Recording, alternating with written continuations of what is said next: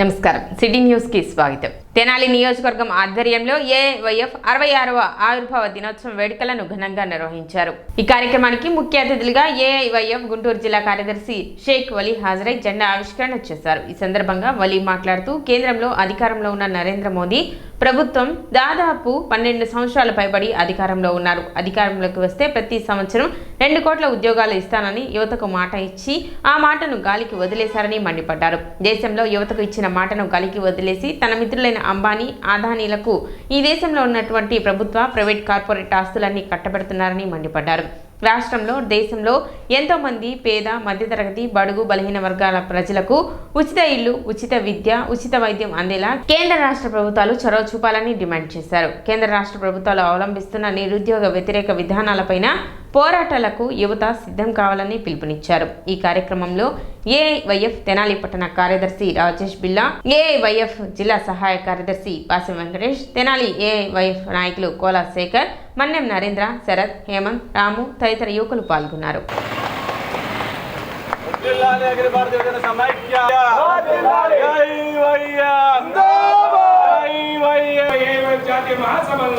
ఈరోజు అఖిల భారతీయ యువజన సమాఖ్య 66వ వార్షికోత్సవాన్ని తెనాలి నియోజకవర్గ సమితి ఆధ్వర్యంలో జరుగుతుంది. ఈ యొక్క అఖిల భారతీయ యువజన సమాఖ్య 1959 మే 3న ఆనాడు ఏదైతే ఆవిర్భవించిందో ఆనాటి నుంచి ఈనాడు దాకా విద్యార్థుల కోసం, విజన్ల కోసం, విద్యా, వైద్యం, ఉపాధి కోసం ఆనాటి నుంచి ఈనాడు దాకా పోరాటం చేస్తూ ఉన్నాము. అదేవిధంగా ఈ యొక్క కేంద్ర ప్రభుత్వం, రాష్ట్ర ప్రభుత్వాలు నిరుద్యోగుల్ని పూర్తిగా మోసం చేస్తూ ఉన్నాయి. దాని మీద కూడా రాబోయే రోజుల్లో పోరాటం కొనసాగిస్తాము. అదేవిధంగా అఖిల భారత యువజన సమాఖ్య జాతీయ మహాసభలు మే 15 అంటే ఈ నెల 15 నుంచి 18 వరకు తిరుపతి నగరంలో జరగబోతూ ఉన్నాయి. ఈ యొక్క జాతీయ మహాసభలకి దేశంలో ప్రముఖులు కూడా హాజరు కాబోతూ ఉన్నారు.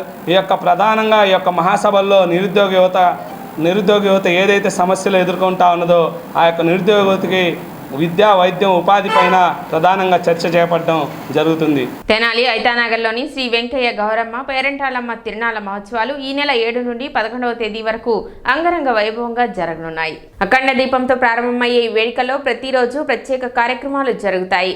గుమ్మడి సీడి, జలబిందెలు, పూల కప్పెర, పసుపు బండ్లు, సాంస్కృతిక కార్యక్రమాలు, మేకసిడి వంటి పలు ఆచారాలను నిర్వహించనున్నారు. చివరి రోజు మొక్కులు, గంపసిడి మొక్కులతో మహోత్సవం ముగుస్తుంది.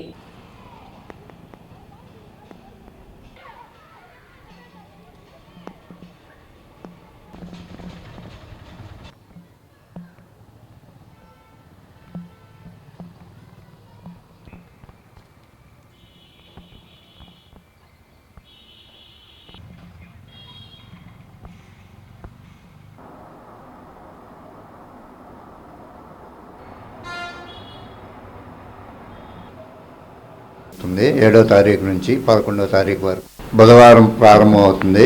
గురువారం రథోత్సవం జరుగుతుంది, ప్రతిమలు గ్రామోత్సవం. గురువారం ప్రతిమలు, శుక్రవారం గుమ్మడిసీడి ఉత్సవం 9వ తారీఖు, 10వ తారీఖు పూల కప్పెర, జలబిందులు ఉంటాయి. మ్యాక్సిడి 11వ తేదీ ఉదయం నుంచి ప్రోగ్రామ్స్ ఉంటాయి. గణదీపాలు, అడుగులు మడుగులు, పొంగళ్ళు, పసుబళ్ళు, ప్రభలు, ఈ సాంస్కృతిక కార్యక్రమాలు మ్యాక్సిడోత్సవంతో 11వ తారీఖుతో ముగుస్తుంది.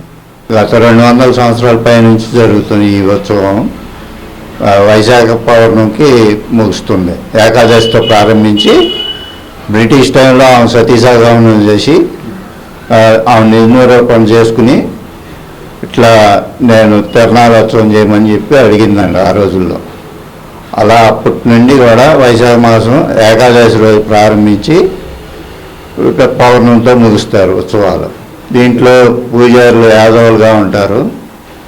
అందరూ అన్ని వర్గాల వారితో సహకారంతో పూజా కార్యక్రమాలు నిర్వహిస్తాం. వేసవి సెలవుల్లో తరగతులు నిర్వహిస్తున్న విద్యా సంస్థలపై కఠిన చర్యలు చేపట్టాలని ఏఐఎస్ఎఫ్ రాష్ట్ర కార్యవర్గ సభ్యులు పాసం వెంకటేష్ తెలిపారు. స్థానిక గాంధీనగర్లో గల ఏఐఎస్ఎఫ్ కార్యాలయంలో జరిగిన విలేకరుల సమావేశంలో పాసం వెంకటేష్ మాట్లాడుతూ రాష్ట్ర ప్రభుత్వం విద్యా సంస్థలకు సెలవులు ప్రకటించినప్పటికీ కార్పొరేట్, ప్రైవేటు విద్యా సంస్థలు విద్యార్థులను బ్రిడ్జి కోర్సుల పేరుతో అక్రమంగా తరగతులు నిర్వహిస్తున్నారని మండిపడ్డారు. కళాశాల యాజమాన్యాలు విద్యార్థుల యొక్క ఇంటికి వెళ్లి తల్లిదండ్రులకి మాయమాటలు చెప్పి అడ్మిషన్లు చేపించుకొని వారి దగ్గర అధిక ఫీజులు దోచుకుంటున్నారని అన్నారు.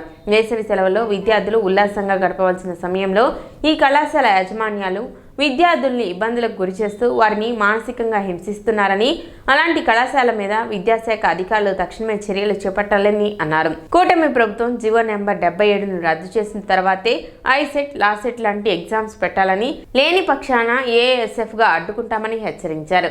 ఈరోజు మండు వేసవి కాలంలో విద్యార్థులు ఇబ్బంది పడుతున్నప్పటికి కూడా ఈ కార్పొరేట్ ప్రైవేట్ కళాశాలలు ర్యాంకుల పేరుతో లేదంటే ముందస్తు తరగతుల పేరుతో విద్యార్థుల్ని మానసిక ఇబ్బందులకు గురి చేస్తూ మరి తల్లిదండ్రులకి మాయమాటలు చెప్తూ మరి క్లాసులు నిర్వహిస్తున్నామని చెప్పి వాళ్ళని ఎండలో కాలేజీలకు వచ్చే విధంగా వాళ్ళని భయభ్రాంతులకు గురి చేసి వాళ్ళని ఇబ్బంది పెడతా ఉన్నారు. మరి ఆ తరుణంలో ఏఎస్ఎఫ్గా మరి రాష్ట్ర వ్యాప్తంగా ఏ అయితే ఈ కార్పొరేట్ ప్రైవేట్ కళాశాలలు అన్యాయంగా ఈ బ్రిడ్జ్ కోర్సుల పేరుతో తరగతులు నిర్వహిస్తూ ఇబ్బంది పెడతా ఉన్నారో వాళ్ళని అడ్డుకునే ప్రయత్నం ఏఎస్ఎఫ్గా చేస్తూ ఉన్నాం.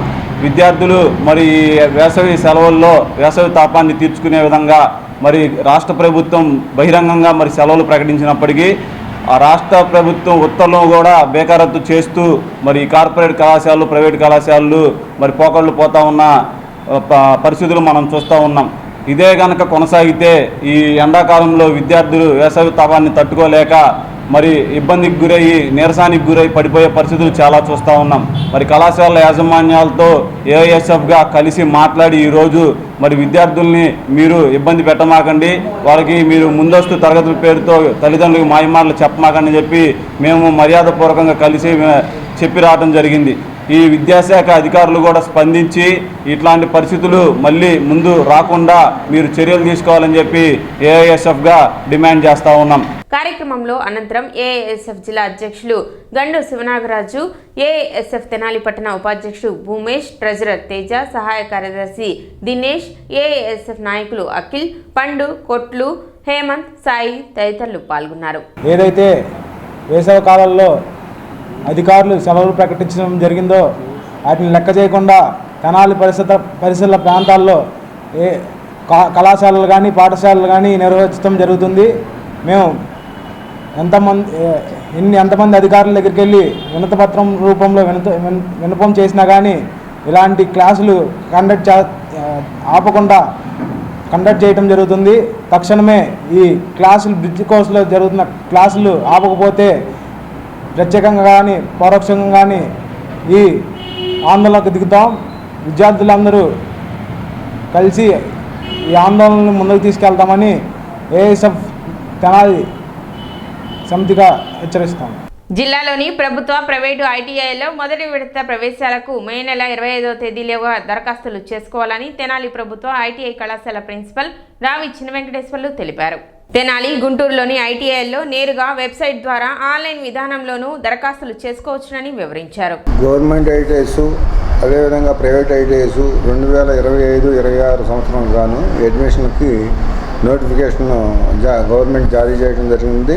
దానికి గాను మనకి గవర్నమెంట్ కాలేజీలు అయితే 2 కాలేజీలు ఉన్నాయి. గవర్నమెంట్ అయితే తెనాలి, అదేవిధంగా డిఎల్టీసీ, అదేవిధంగా ప్రైవేట్ కాలేజీలు 10 కాలేజెస్ ఉన్నవి. వీటన్నిటికి గాను 1496 సీట్లు ఉన్నాయి టోటల్ జిల్లా మొత్తం కలిపి. అదేవిధంగా ఓన్లీ ఒక గవర్నమెంట్ ఐటీఐస్లో మాత్రమే 424 సీట్లు ఉన్నాయి. దానికి గాను అన్ని ట్రేడ్లు కూడా ఎలక్ట్రికల్, అదేవిధంగా fitter, turner, machinist, motor mechanic, wiremen, draughtsmen, civil and ట్రేడ్లు ఉన్నాయి. అవన్నీ కూడా 2 years కోర్సెస్. అది రెండోది వెల్డింగ్ అండ్ డీజిల్ మెకానిక్ అనేది 1 year కోర్సు. వీటన్నిటికి కూడా సీట్లు అవైలబిలిటీ పూర్తిగా ఉన్నాయి. ఎవరైనా సరే అప్లికేషన్ ఆన్లైన్లో చేసుకోవాలన్నా ITI.nic.in అనే ఆప్షన్లో మెయిల్ ఐడిలో డైరెక్ట్గా మన ఇంటి దగ్గర నుంచి చేసుకోవచ్చు. ఒకవేళ చేసుకోవడం కనుక ఇబ్బంది కలిగినట్టయితే మీరు మా కాలేజీలో నెంబర్ ఉంది 9347795839 అనే నెంబర్ కనుక మీరు కాల్ కనుక చేసినట్టయితే మీకు కాలేజీలో అయినా కూడా వెబ్సైట్లో ఫ్రీగా చేయడానికి కూడా పాసిబిలిటీ ఉంది. మీరు ఇంకా ఏదైనా డౌట్లు ఏమైనా ఉన్నా కూడా వాటిల్లో కూడా అతన్ని మీరు అడగచ్చు. అమరావతి పునర్నిర్మాణ సభకు తెనాలి జనసేన నాయకులు కార్యకర్తలు భారీగా తరలి వెళ్లారు. బోస్ రోడ్లోని జనసేన కార్యాలయం నుండి సుమారు 500 బైకులతో భారీ ర్యాలీగా అమరావతి శంకుస్థాపనకు జనసేన నాయకులు కార్యకర్తలు తరలి వెళ్లారు. జనసేన జిల్లా నాయకులు గాదే వెంకటేశ్వర్లు మాట్లాడుతూ గత జగన్ ప్రభుత్వంలో నిరాదరణకి గురై అణగదొక్కబడిన మన రాజధాని అమరావతిని కూటమి ప్రభుత్వం రాగానే అందరూ గర్వించేలా ప్రపంచ స్థాయి నగరంగా తీర్చిదిద్దేలా తిరిగి శంకుస్థాపన కార్యక్రమం నిర్వహించడం, దానికి ప్రధానమంత్రి మోదీ ముఖ్య అతిథిగా హాజరు కావటం గర్వంగా ఉందని, అందరూ మెచ్చేలా అమరావతి నిర్మాణం జరుగుతుందని అన్నారు. పెద్ద సంఖ్యలో జన సైనికులు సభకు ద్విచక్ర వాహనాలపై ర్యాలీగా తరలి వెళ్లారు.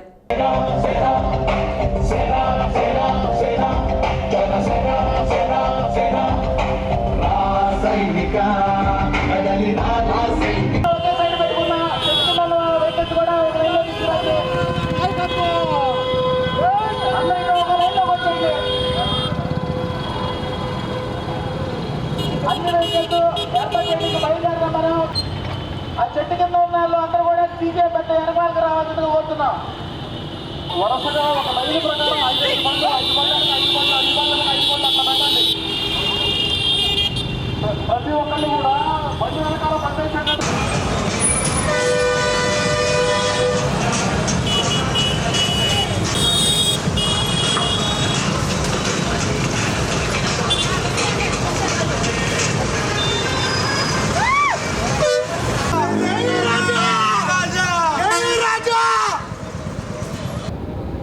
ఎందుకంటే గతంలో ఏదైతే ఉమ్మడి ఆంధ్రప్రదేశ్గా ఉండి విడిపోయి ఆంధ్ర రాష్ట్రంగా ఏర్పడిన తర్వాత 2014 నుంచి ఇక్కడ ప్రభుత్వం ఏర్పాటు చేసుకుని ఒక రాజధానిని అయితే నిర్మించుకుందామని ప్రయత్నం చేశామో, దురదృష్టవశాత్తు తర్వాత వచ్చినటువంటి పార్టీ అధికారంలోకి వచ్చి రాజధాని అనేది లేకుండా మేము రాజధాని లేకుండానే పరిపాలన చేస్తామన్న సంధాన విచ్ఛిన్నం చేసి ఏర్పాటు చేసుకుందామనుకున్న దాన్ని పగలగొట్టి నిర్వీర్యం చేసి ఒక సునకానందాన్ని పొందారు. అందరూ కూడా రాష్ట్ర ప్రజలందరూ దాని గురించి చూశారు, బాధపడ్డారు. మళ్ళా ఎప్పుడు ఎలక్షన్స్ వస్తాయని వెయిట్ చేసి మొన్న జరిగినటువంటి ఎలక్షన్స్లో కూటమి ప్రభుత్వానికి 164 సీట్లు ఇచ్చి ఒక నమ్మకాన్ని కూటమి ప్రభుత్వం మీద పెట్టారు.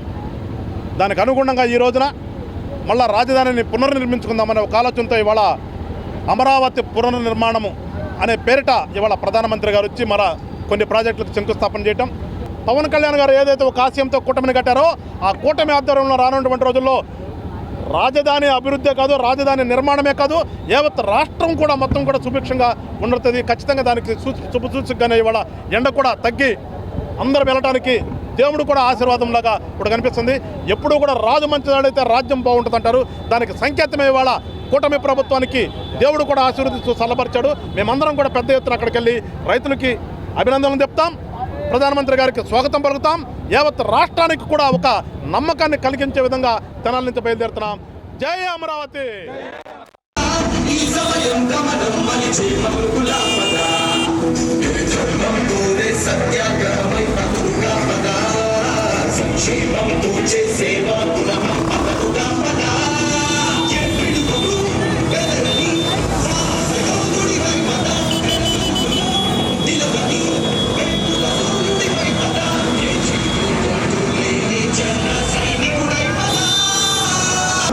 తలకిందైపోతుందా?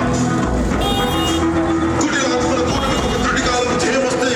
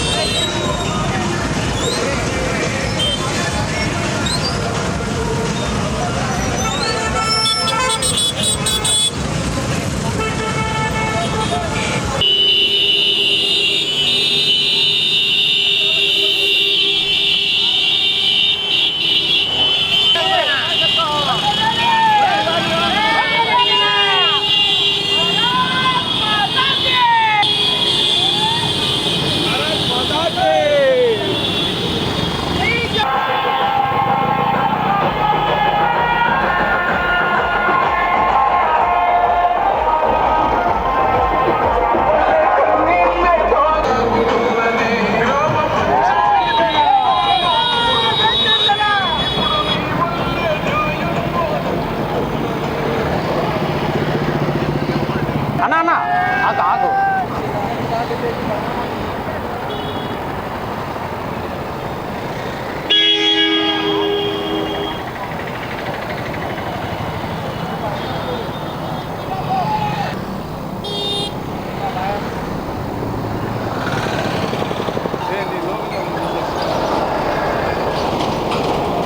సిటీ న్యూస్ ఇంతటితో సమాప్తం. నమస్కారం.